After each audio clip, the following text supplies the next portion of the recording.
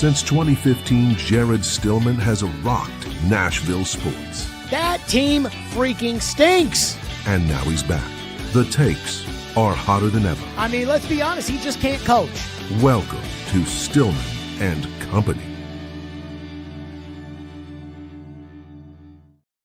Stillman and Company on the 440 Sports Network, presented by Hiller Plumbing, Heating, Cooling, and Electrical. Today on the program, it is a Titans Monday on YouTube at Stillman and Co. Like and subscribe, and also go ahead and turn on those notifications so that when Stillman and Company goes live, you'll get a notification. Hey, if you don't want to watch, that's okay. Don't watch that day. But other days you may want to watch. So go ahead, click that notification, and again, like and subscribe and all the things that everybody likes to do. Continue to do that as well. I do want to start off today's program just telling you what this week is going to look like. This is going to be a little different week. It is Thanksgiving. Happy Thanksgiving, by the way, to everybody out there. But this week, we will have shows today and tomorrow. No show on Wednesday. Then I'll be live in the morning on Sirius XM with Jeff Schwartz on Mad Dog Radio on Thursday and Friday. That's from 5 to 8 a.m. So that'll get your whistle wet. You know, wake up on Thanksgiving with us. And I got to tell you, I actually get kind of excited. You know, I always used to work on Black Friday because I used to always say there's so much football to talk about that I'd rather work on Black Friday and then have the day off, you know, in July or whatever. So I'll be on Sirius XM on Thursday and Friday. And then we will have two post-game lives this weekend. Post-game live following Vanderbilt, Tennessee. Post-game live following Titans, Jags. So again, shows today and tomorrow. No show Wednesday, Sirius XM Thursday, Friday. And post-game live following Vanderbilt, Tennessee on Saturday. And the Titans and Jags on Sunday. Okay. Let's get on Titans Monday to yesterday's performance by Cam Ward.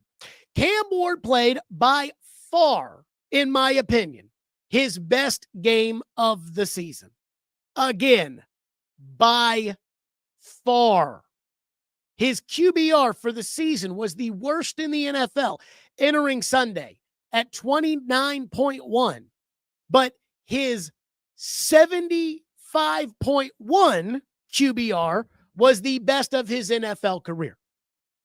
His 4 sacks were a good sign given he was playing the Seahawks and doing so with a backup left tackle for most of the game. Cam had 6 carries for 37 yards and a touchdown. Those were all career highs. 6 carries, his career high, 37 yards, career high, first rushing touchdown. That was a career high. And he showed what a lot of people have been asking for, which is for him to use his legs more. His Pro Football Focus grade. Again, I know we've been crapping on QBR and PFF because the grades have not been good to Cam so far. And as part of the Cam Ward excuse of the day, we only want to say, you know, things when they're good. But 78.7 PFF grade for Cam Ward, that is a career high. So this was easily Cam Ward's best performance. Most importantly yesterday, no turnovers. And I will say Cam was impressive on the first drive of the game. And then the offense didn't do anything for 5 drives until they scored a touchdown. And I'm not blaming that on Cam. I thought the play calling wasn't great yesterday. The running game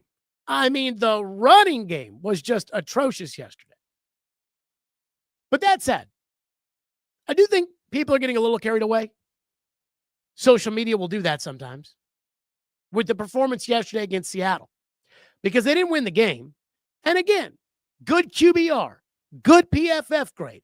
He played well. He gave his team a chance at the end of the game against a solid, very good Seahawks team, although there were a lot of injuries on Seattle's defense, but that's, again, neither here nor there. But it's not like Will Levis didn't have performances like that too. I was thinking about this morning when it came to Cam's performance, and I'm like, which one of Levis's games in his rookie year was yesterday like for Cam? And I went with the Steelers Thursday night game in 2023, where the Titans lost the game, but there was a lot to be encouraged about, especially as far as the young quarterback was concerned. And I can't say it was like Levis against Atlanta or Miami, because both of those games involved the Titans winning, which they did not do yesterday. And that Miami game, that Monday nighter in 2023, that game was super fucked up. So you throw that one out. I mean, whether you want to say it was good for Levis, bad for Levis, throw that one out there. So I would say that yesterday's game for the Seattle Seahawks was a lot like Levis's second career start when they played the Steelers. And I remember watching that game and thinking, hey, you know me, I'm very cautious when it comes to young quarterbacks and asking young quarterbacks to do things and putting young quarterbacks out there before they're ready. But after Levis performed the way he performed against Atlanta and followed it up against the Steelers, I'm like, you really can't at this point go back to Ryan Tannehill. And that's how I felt about Cam's performance yesterday. The reason I say this is because yesterday's game was a big, encouraging sign from Cam Ward. But it was not the sign. And again, that's what everybody wants to see. That's what everybody's thinking about the sign that he's going to be the guy. So again, yesterday was a sign. It was not the sign. And there is some nuance in there, which I think is somewhat important. So I have two questions that I found myself wondering last night when it came to the Cam Ward performance. The first is the simple one. It's the obvious one. It's how will Cam Ward follow this up against Jacksonville on Sunday, who, let's not kid ourselves about Jacksonville, they're not Seattle. Yes, Jacksonville has some good players. Yes, they're 7-4. They beat the Cardinals in overtime yesterday, but they have the 17th ranked defense, and they are currently 25th against the pass. Now, they are 5th in taking the ball away. And so that will be a good test for Cam to see if Cam not turning the ball over yesterday was something that we can continue to count on. No fumbles, no dumb interceptions, be a productive passer. And I am excited for Sunday's game, even if the team is 1-10 and they are absolutely, positively going nowhere. By the way, Remy says that the Jags are better than the Seahawks in the YouTube chat. Give me a break. I mean, come on. Seattle may be one of the 3-4 best teams in the NFL. Jacksonville, I'm not sure Jacksonville's one of the 8 best teams in the AFC. So that's first thing. I want to see how Cam follows up what was clearly his best performance yesterday, and it was encouraging. I want to see how Cam Ward follows that up against Jacksonville, who's not as good as Seattle. Number 2, I wonder what we saw yesterday and how that affects the coaching search. And let me explain. And a lot of you people out there are already going to say, hey, we knew this all along, Jared. But yesterday was the most I saw Cam Ward on the move. Rolling out of the pocket, running with the football, running to set up pass plays. You know, he had the one where he rolled out to the right and just dumped it off to Dike, and Dike took it up and got a big gain. Even the backyard football play against Restrepo. I mean, if the best thing you do is backyard football, and the best thing he does is backyard football, then I don't need to hire a coach who's going to run Peyton Manning's offense or run Tom Brady's offense. And that's the problem with Brian Callahan trying to run the offense for Cam Ward, is that Cam Ward was being asked to run Peyton Manning's Denver Bronco offense. And I don't know if you guys have watched Cam Ward play, but he's not Peyton Manning. And I don't mean that in a negative way. I mean that in his game is a lot different. It's structured differently than Peyton's. Again, you can't ask Tom Brady to run Lamar Jackson's game plan, and you can't ask Lamar Jackson to run Joe Montana's game plan, or else you're going to lose. Now, here's one of the problems is when it comes to picking a coach and an offense for Cam and everything else. It's kind of like hiring somebody to do a radio show. I can say, all right, I want somebody who can come in here and can take a station that doesn't have a great signal, that doesn't have very good ratings, and I want you to be on the air an afternoon drive and get to number one. And there's going to be a lot of people out there that say they can do it. There's not going to be very many who actually can. And that's where I look at the next coach, and I'm thinking every single guy who interviews for that job, who actually wants it, is going to say, hey, I can adjust my offense for Cam Ward. Trust me. And the reason they'll do that is because it's one of 32 jobs, and they'll do whatever it takes to get the job. But can they actually adjust their offense to fit what Cam Ward does well? If you're one of these guys who wants to play a drop back passing game and you want to drop back 38 times and throw the football, Cam Ward's not going to be your fit. So I'm trying to think when it comes to these coaches, like who actually runs an offense that could fit Cam Ward? And it's not just fitting Cam Ward, because it's more than just the offense. Mike McCarthy and Matt Nagy are two offensive head coaches who I feel pretty confident that both of them could design an offense to go with Cam's skill set. With Mike McCarthy, again, not to sit there and say that Cam's going to be Aaron Rodgers, but Aaron Rodgers, when he was younger, moved around a lot.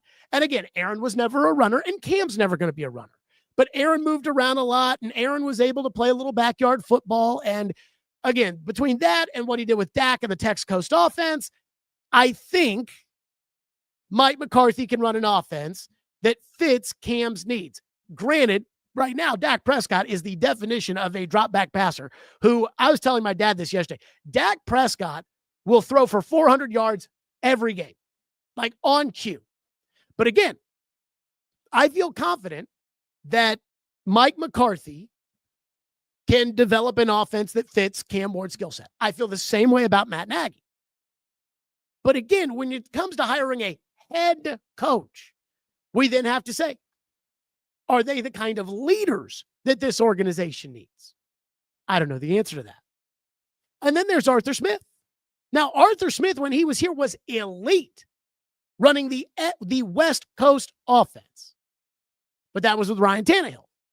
That is Joe Montana's offense that the Tennessee Titans were running. That is Bill Walsh, who passed it down to Mike Holmgren, who passed it down to Andy Reid, who's passed it down to everybody else they know. And also from that came Mike Shanahan, who passed it down to Kyle Shanahan, and passed it down to Sean McVay, and passed it down to Matt LaFleur, and passed it down to Arthur Smith. So that is Joe Montana's offense. Granted, they've changed things up. It's not exactly Joe and Jerry Rice, but it is Joe Montana's offense. Can you run Joe Montana's offense for Cam Ward? And I don't think you can, because Joe Montana's offense requires that the quarterback be consistently accurate, and that's not really what Cam Ward does. Accuracy from the pocket. That's not Cam's game. Not to say Cam can't throw a pass accurately occasionally, but he's not an over-the-top accurate passer. So this is where the next hire is going to be really hard to determine. And it really is threading a needle. Because number one, they're going to need a coach who is willing to work with the general manager to get players, because I promise you, Mike Borgonzi is not going to give up his position and just be one of these personnel guys who's bossed around like George Payton in Denver, the general manager, who answers to Sean Payton. Then they need a coach who can lead the whole football team, both inside the building with the players and the coaching staff and ownership and everything else, but also to lead the operation outside the building with the media, with the coach's TV show. I mean, that new coach is going to have to earn some credibility both on the field and off the field. And then three, they're going to have to figure out how to put Cam in an offense which benefits what he does and minimizes what he doesn't do well. Brian Callahan did not do that. Again, they were running Peyton Manning's Denver Bronco offense for Cam Ward as a rookie. And I don't think that's very smart.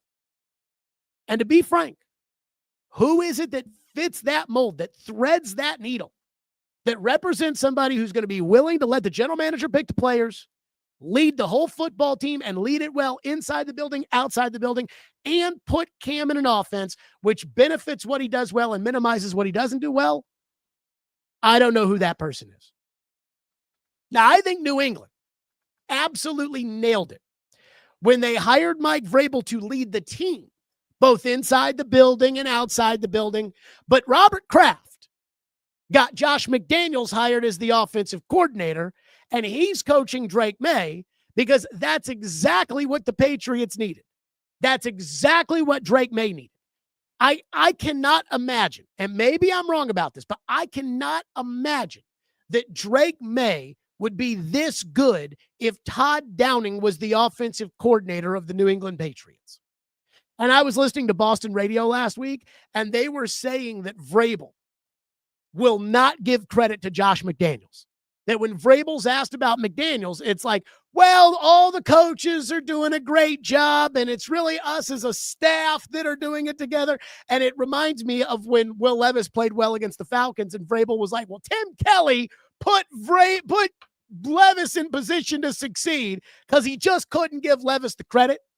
And apparently Robert Kraft was asked about what's happened in New England and the turnaround with Drake May. And apparently Robert Kraft immediately was like, well, I think you got to give Josh McDaniels a lot of credit. Again, the way they've got it figured out, McDaniels coaching the quarterback, not being the head coach, because McDaniels is not a good head coach, but coaching the quarterback. McDaniels had Mac Jones in the Pro Bowl as a rookie. He's a good offensive coordinator. So McDaniels coaching the quarterback, Vrabel leading the organization is perfect. Now, it also helps that they don't play anybody. But again, what are you doing for the quarterback? You've got the plan.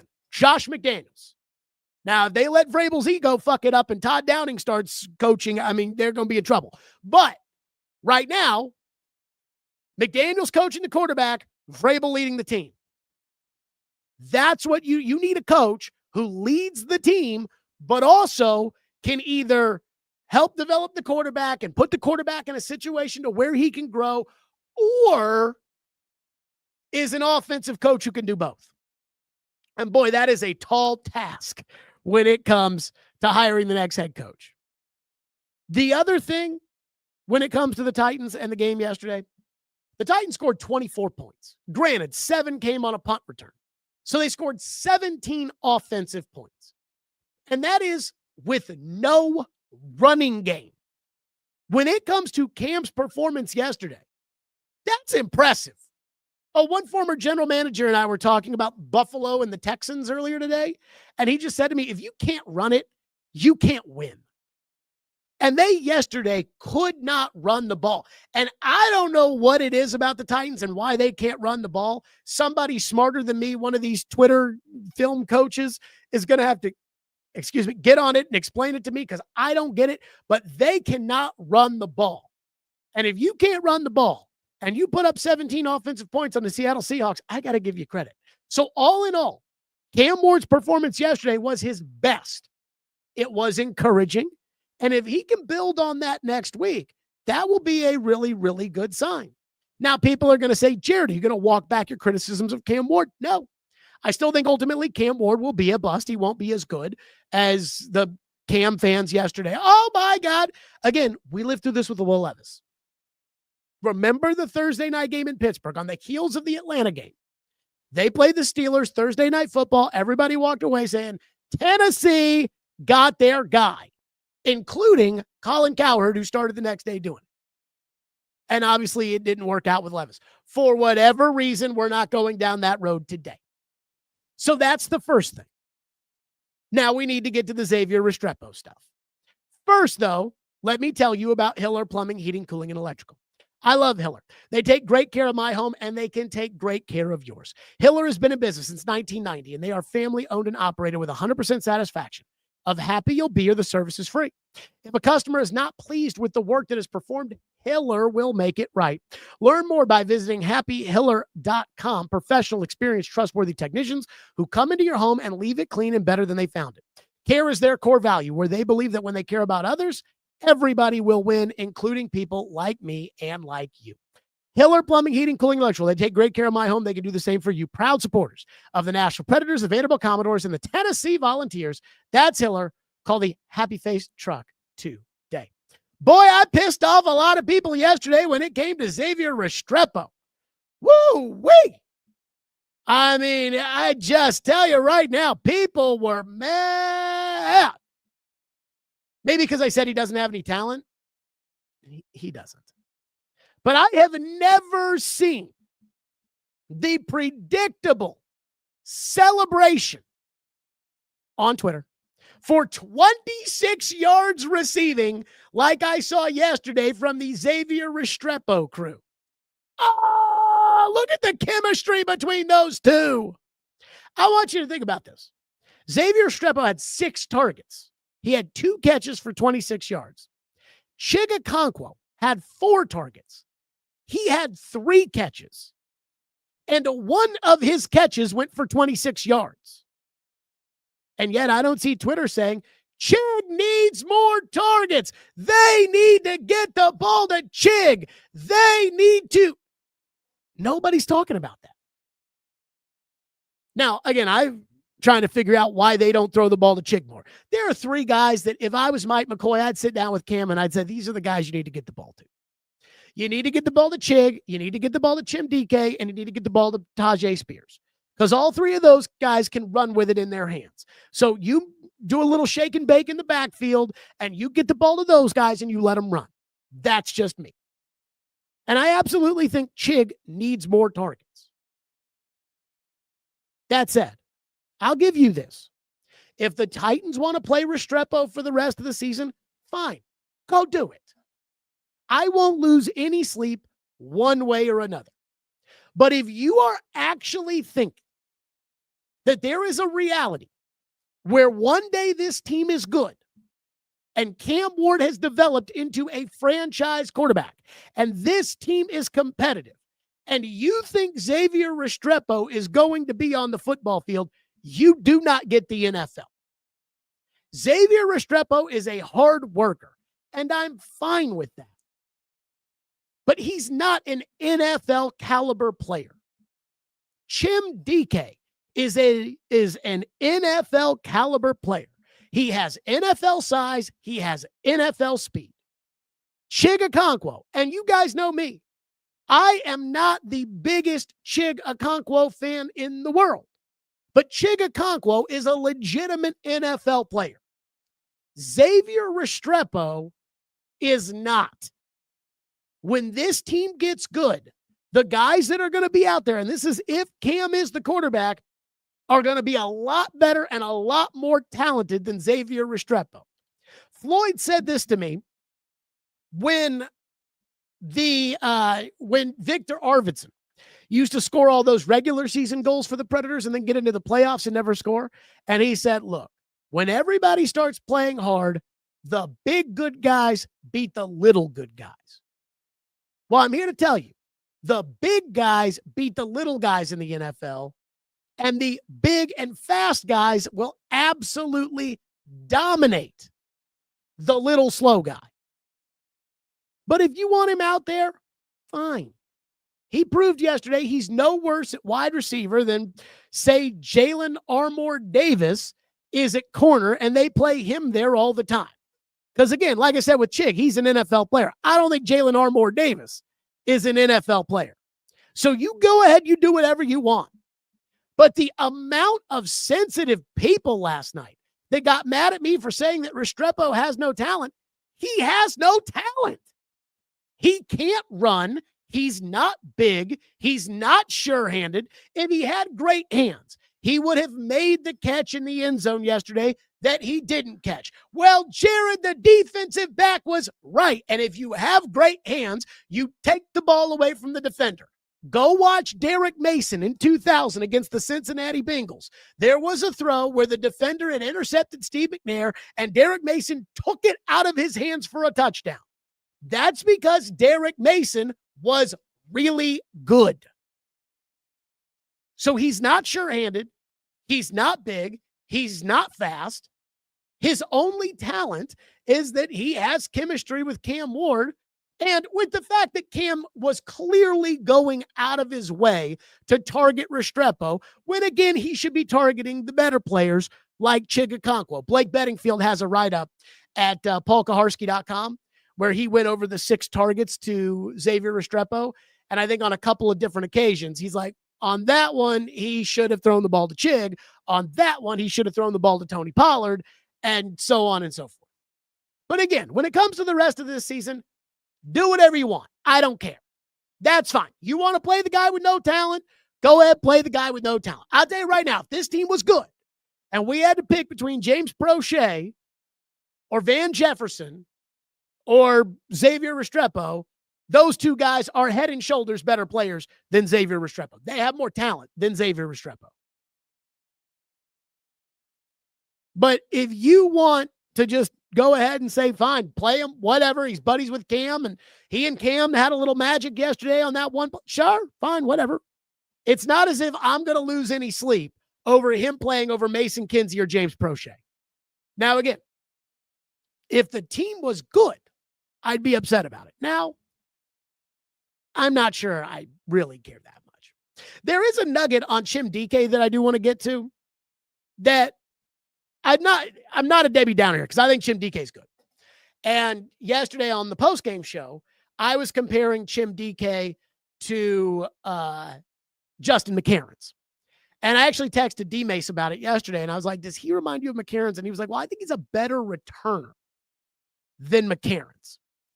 And I don't ever remember McCarron's breaking anything, and just when Chim Dike gets running the way he was running down the sideline yesterday, it is beautiful to watch. I mean, those long strides, it's like a deer just galloping down the sideline. And I love that. And so I think that it's a great compliment to look at a 4th-round rookie and say, hey, I think this guy could be Justin McCarron's, a number 2 on a team with the league MVP at quarterback. Some people may disagree with that, but that's fine. But one thing I hate, the 2 games that Chim Dike's returned touchdowns for interceptions. This game, Charger game. They lost both games. Teams are not going to be kicking him the ball anymore. Like, I'm just going to tell you right now, it's going to be at the top of every scouting report for the rest of the season and all of next season. Do not punt him the football. Or at least it should be on the scouting report. Do not punt him the football. Because he is a great punt returner. And I, again, think he's got the upside to be the number 2 wide receiver on a good team. And so that's great. But they are not going to punt him the ball. They are going to kick that sucker out of bounds every time now. So the 2 touchdowns you got out of him, that's it. He's not returning another punt the rest of the year. They will not let him return it unless they're stupid, and there are some teams out there that are stupid. They're not going to let him return punts anymore. He's that good at it. He's that fast. I'm just convinced of it. They are not going to let Chim Dike return punts. This in a YouTube chat cannot be true. Richard says, Chim Dike reminds me of Jerry Rice. Running, he's really smooth. And I'm not saying he is Jerry Rice. I think Jerry Rice ran like a 4.5 40. Chim runs a 4.31. And I know you're saying that I'm not saying he's Jerry Rice, but he reminds me of Jerry Rice. He does not remind you of Jerry Rice. He should not remind you of Jerry Rice. Like, again, I like Chim Dike. I just told you he can be a good number 2 receiver on a good team, like Justin McCarron's. And he's a good punt returner, and they're never going to punt him the ball anymore. And then you people have to start talking about Jerry Rice. I do have a Jerry Rice take, by the way, though, which is actually on the grid for the show. Because I am going to say this. Jackson Smith and Jigba, right now, when I watch Jackson Smith and Jigba play, am I the only one that does see some Jerry Rice and Jackson Smith and Jigba right now? Just the way he gets open and he glides and am I the only one that just sees a little Jerry Rice there? Said he's better than Justin. Justin McCarron's was really good. He led the NFL, I think, what was it, yards per route or yards per reception or yards per attempt. He led the NFL because he was the deep threat for Steve McNair, and Derek Mason was the number one guy, and they ran the ball with Eddie George, and they threw it to the tight ends, and they threw it to Drew Bennett, and the deep threat, the guy that Chris Sanders always talked about taking the top off the defense, which used to be Chris Sanders, was Justin McCarons. I think Chim Dike can be that guy, because what can Chim Dike do that nobody else on the Titans for the last 5 years has been able to do? Say it with me, team. Run. When they drafted him, I said, hey, I don't know anything about this guy, but he runs a 4.3 40. I like it because he can run. And remember that, by the way, when you start poo-pooing 40 times next year. Speaking of wide receivers in the Titans, we got to talk about this. Who watched that crazy second half of the Eagles-Cowboy game yesterday? I did. And I know I said on the show on Thursday that I was a little Eagles and Cowboyed out, and I was probably going to be paying more attention to Shedeur Sanders making his debut than the Eagles and the Cowboys. But that game was interesting, and Shedeur Sanders' game was not. So I watched the Eagles and the Cowboys yesterday, probably like 95% of America. And who watched George Pickens once again? George Pickens, 9 catches, 146, a touchdown. On Monday, he was 9 catches, 144, and a touchdown. Now, we all know this. George Pickens is crazy. But at the same time, he is absolutely electric. And you need absolutely electric at wide receiver 1 for Cam Ward. I'm not saying go all in on George Pickens. I'm just saying we need to have the discussion. We need to have the discussion of he's really good, but he's crazy.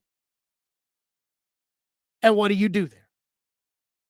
I keep hearing people say that Sam Darnold is only good because he's got Jackson Smith and Jigba, who once again I think is playing like Jerry Rice this season. Well, George Pickens is playing like Jackson Smith and Jigba. As in, George Pickens is a top-of-the-league receiver right now. Again, you can't watch the Cowboys and the way they play and think that right now CeeDee Lamb at $35 million is better than George Pickens. George Pickens is best receiver on that team. And George Pickens is a pending free agent. Now, personally, I think Jerry Jones should tag George Pickens. But Jerry Jones is cheap. Jerry Jones loves the fact that he's right now getting George Pickens production for $3.6 million. Well, next year, George Pickens is going to want $120 million in the free agent market, or $32 million or whatever it is up on the tag. And I just don't know if Jerry will do that because Jerry is cheap. But when it comes to Pickens, I want you to think about this. If you're the Titans and you're sniffing around on George Pickens, because I think in order to get George Pickens, you're going to have to give him like $130 million. Now, half of that will be guaranteed. So, make of that what you will. But again, we're talking about George Pickens here. And there's going to be a coach on the hot seat, a GM on the hot seat, an owner who watched the game yesterday who doesn't give a shit about how crazy he is. There's going to be somebody that's like, we need him, of the 32 teams in the league. But I go back to, if Jerry doesn't want to tag Pickens or sign Pickens, which I think is likely because Jerry is cheap. And if you don't believe that, go look at Micah Parsons. So, Jerry has George Pickens but doesn't want to pay. This is, again, I talked about doing this for Sam Darnold last year. This is where you start sniffing around. And let's say you trade out of the number 1 pick and get a bunch of picks in return. Do you start thinking about a 3rd-round pick and flipping that to Dallas in order to get Pickens, and then exercising the tag on George Pickens? So even though he's batshit insane, you're only committed to him for 1 year, and there's not a lot of guaranteed money on top of the 1 year. so that if he does go psycho, then you don't have to live with it like you do L'Jarius Sneed. Again, if I'm the Cowboys, I am using the franchise tag on George Pickens because I'm going to make George Pickens prove to me that he can go 2 years without being an absolute cuckoo bird. But Jerry Jones is cheap. And that price tag for George Pickens on the franchise tag is not inexpensive.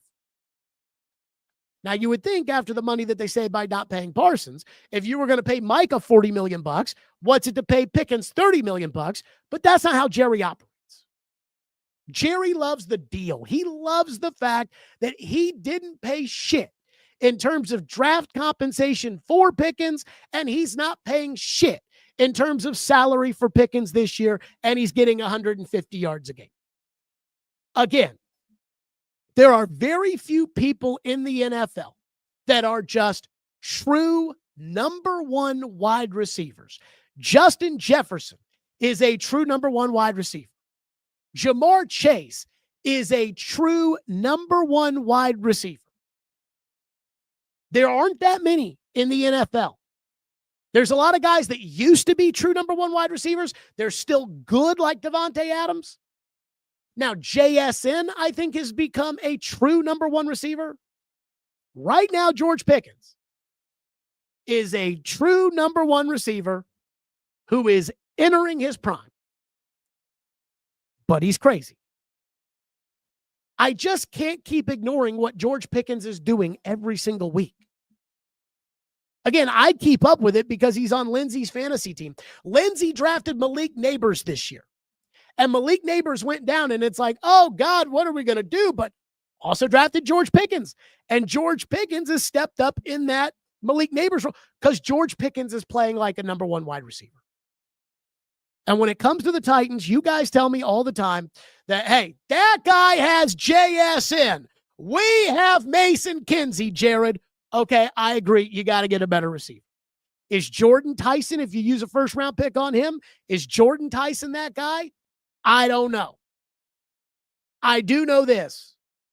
If Jerry Jones doesn't want to pay George Pickens, then he will love to make a trade in order to get something in exchange for letting Pickens walk as opposed to just letting him walk and getting a comp pick the next year. I'd be willing to think about it and then use the tag and say, okay, prove it to us. And I mean, I'd have a press conference where I'd sit down and I'd say, we're going to exercise the franchise tag on George Pickens, and we hope that George comes in here and is a model citizen and is the same player that he was in Dallas and that he can be our number one receiver, and we'll go from there. That's what I would say. One person in the YouTube chat says they're doubling CeeDee Lamb. I saw a ball hit CeeDee Lamb square in the breadbasket yesterday in the end zone, and he fucking dropped it. Give me a break. I do, by the way, have a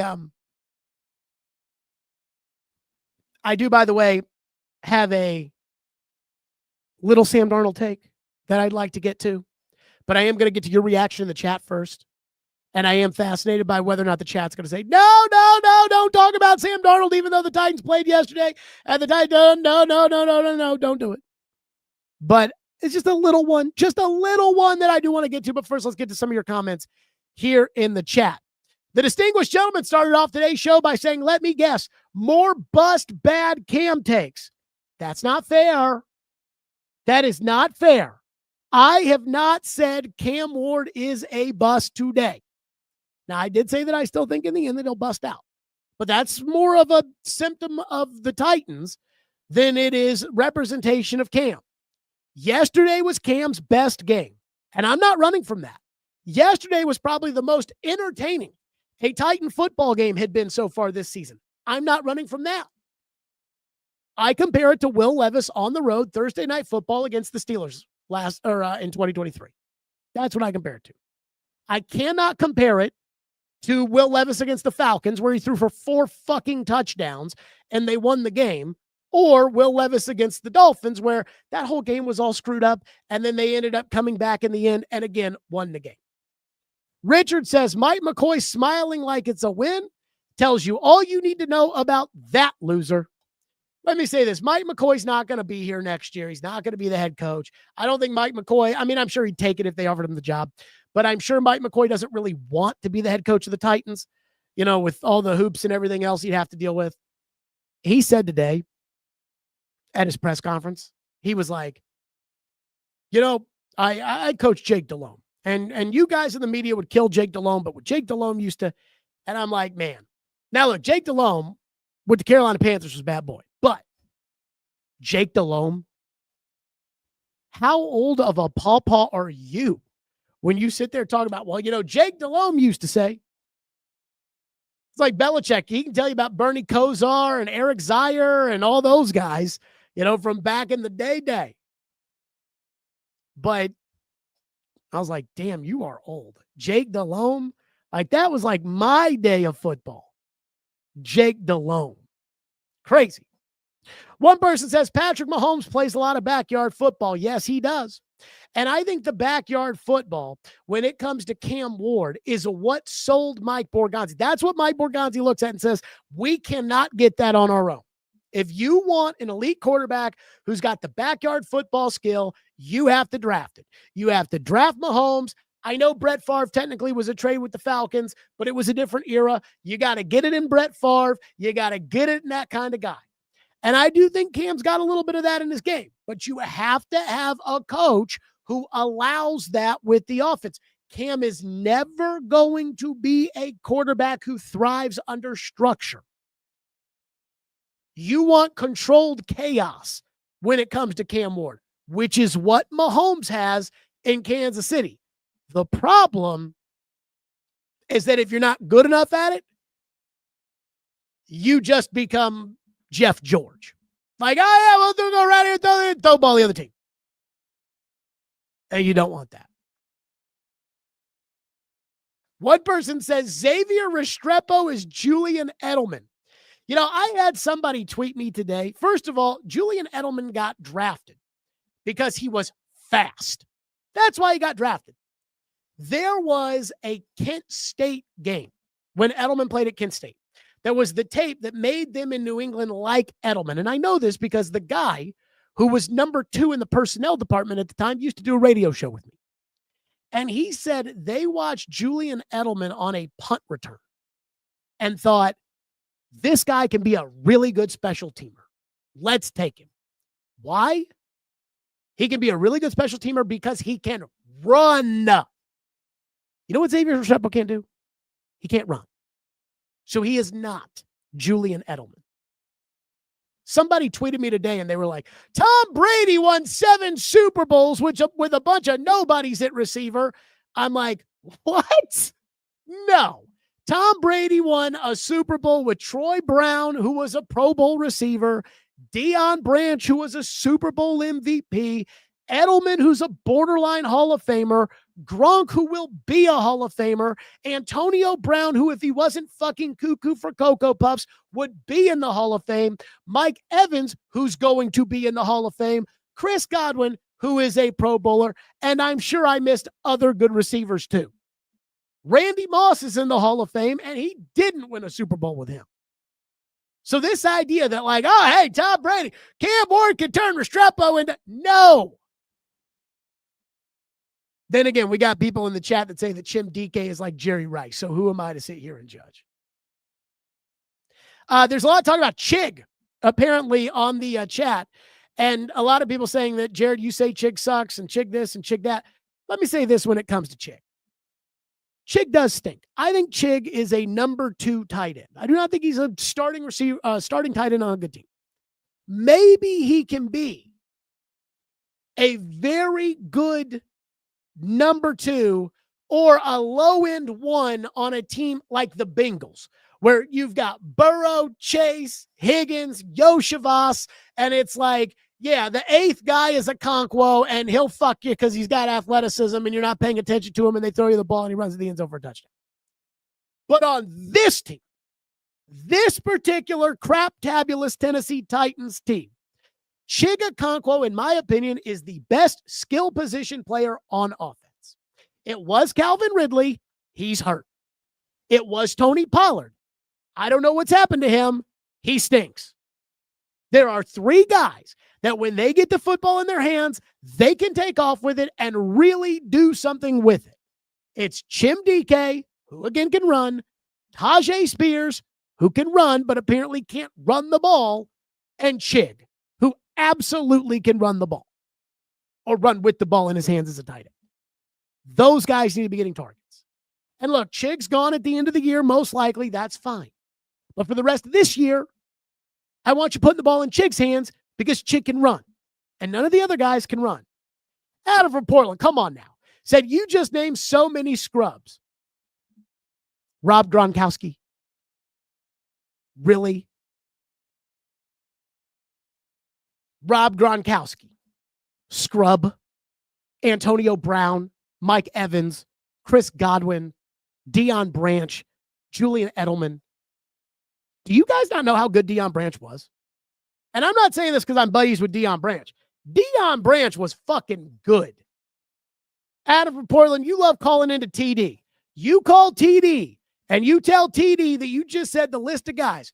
Troy Brown, Deion Branch, Julian Edelman, Rob Gronkowski, Mike Evans, Chris Godwin, and Antonio Brown is a group of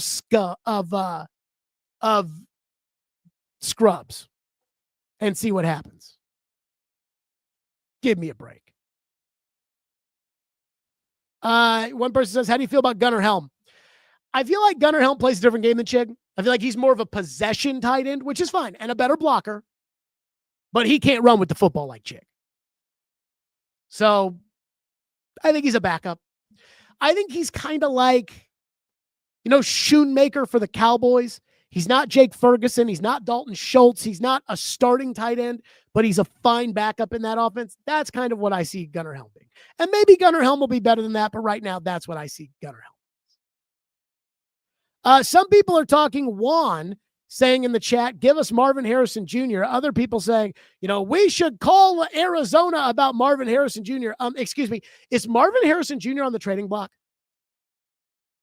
This is the first I'm hearing of it. My guess is they'll move on from Kyler, and they'll probably get a third-round pick in exchange for Kyler. It'll be like Geno Smith. When Seattle moved on from him, Arizona will move Kyler to a team that doesn't have a quarterback and is not going to be able to get a quarterback, in the draft or something like that, and they'll start over. And I'm thinking that they are going to start over with Marvin Harrison and Paris Johnson and those guys as part of the start over. Not, hey, let's get rid of Paris Johnson. Let's get rid of Marvin Harrison. Let's get rid of everybody on our team with a pulse. I don't think they're doing that. So I don't know where this Marvin Harrison Jr. thing's coming from. I also have been rather unimpressed with Marvin Harrison Jr. The way Marvin Harrison Jr. was sold to me was that he was going to be lighting up the league in the NFL. And he's not doing that. One person says, George Pickens is a head case like A.J. Brown. One meltdown and he's done for many games. Again, that's why I would use the tag as protection. You want the $100 million contract, George Pickens? Give me a well-mannered year at $30 million and be my number one receiver, and we will give you the big contract after this year. That's what I would say when it comes to George Pickens. I would trade, again, this is assuming that you trade out of the first overall pick, which watch out for the Raiders. Watch out, for some of these teams that may end up trying to jump you. It's pretty sad because Titan fans are going to hate this. You're going to play Shedeur Sanders. You're going to play Shedeur Sanders and you need to lose that game. But if you lose that game, TV, and I haven't watched TV today. I have to believe TV is absolutely insufferable today on Shedeur Sanders. I haven't watched it, but I just know TV loves Shedeur Sanders. If you lose with Cam Ward to Shedeur Sanders, they're going to spend all day on TV talking about, did Shedeur prove the haters wrong? And you're going to hate that, but you do need to lose that game. But again, you trade back, pick up extra picks, maybe pick up an extra third along the way as well, and then dump that, or dump a fourth or something to Jerry in order to get Pickens and then use the tag on him. That's if Jerry's not going to re-sign him or not use the tag on him, which I don't know about. Okay. I want to get to my little Sam Darnold segment, if I may. And by the way, tomorrow, with Vanderbilt and Pavia's mom in Tennessee, tomorrow will be our last show until we do a post-game live for Vandy UT. We'll talk a lot more college tomorrow. But let's have a chat when it comes to Sam Darnold. Just one quick Sam Darnold thing, if I may. Can I ask why Sam Darnold gets no credit? I watched the game yesterday. I watched Sam Darnold deliver a bomb down the field, perfectly placed, right into the hands of Jackson Smith and Jigba, who ran into the end zone for a touchdown. I watched Sam Darnold score on 5 straight drives to begin the game. They didn't punt until the middle of the third quarter. And yet, Titans Twitter, people were tweeting me yesterday during the game saying, Sam Darnold is being carried by Smith and Jigba. Sam Darnold, you loved him. I had somebody text me and they said, Cam is playing better against the Seahawks than Sam Darnold would play against the Seahawks if he were on the Titans. And I'm like, where does this come from? I'm not arguing Cam had a good game. I mean, let's give him credit where credit is due. Sam Darnold yesterday was the second leading passer in terms of quarterback rating in the NFL. But Sam gets no credit. None. Everybody just thinks he's having a good season because of Jackson Smith and Jigba. But Jackson Smith and Jigba wasn't that good last year, now was he? Again, when I asked you, who are the top receivers in the NFL last year? You would have said Jamar Chase and Justin Jefferson and CeeDee Lamb, and nobody would have said Jackson Smith and Jigba. They would have said he was a good receiver, but they wouldn't have said he's the best. Meanwhile, Minnesota, and I didn't watch their game, but according to Twitter, it was another craptabulous performance from J.J. McCarthy, who, by the way, it sounds like, and again, I don't watch his games, so you can call me a scoreboard watcher. It sounds like J.J. McCarthy fucking stinks. But Minnesota last year got all the credit for Sam Darnold's success. They can't complete a pass this year. Justin Jefferson has 2 touchdowns. JSN had 2 touchdowns yesterday. Minnesota is 28th in the NFL in offense. And yet last year, you all told me, everybody told me, the league told me that the coach and the receivers are the only reason that Sam Darnold's any good, and that when they lost, it was all Sam Darnold's fault. And I'm thinking to myself, if the coach is so good, and he's still there, and the receiver is so good, and he's still there, shouldn't their offense be ranked higher than 28th in the NFL? Seattle had the 14th ranked offense last season. They're 7th this year. What changed? You know the answer to that. So can I just ask of you people that hate Sam Darnold for whatever reason, can I ask of you people in the NFL world and everything, can you just give Sam Darnold a little fucking credit every now and then? Well, it's all because of Smith and Jigba. Smith and Jigba is so good. It wasn't that good last year. And again, Minnesota can't get a first down. And I also laugh out loud because when it comes to Smith and Jigba and it comes to Seattle and it comes to that whole offense is designed around Darnold. If Darnold goes down, they are screwed. They're going to put Jalen Milroe in. You think he's going to get the ball to JSN like that? So, again, can you just give him a little credit? Ryan says, maybe he doesn't get credit because he's leading the NFL in turnovers. Okay. Again, did you watch the Rams last night? I think the Rams are pretty good. Sam did not play well. That, I just want a little credit. That's all I want. Just a little bit. Okay, no show on Thursday today, although I will be on SiriusXM with Jeff Schwartz from 5 a.m. to 8 a.m. Really looking forward to that 4 a.m. wake-up call, but that's okay. But I will be on SiriusXM on Thursday and Friday. No show Wednesday. No show until there will be a show tomorrow.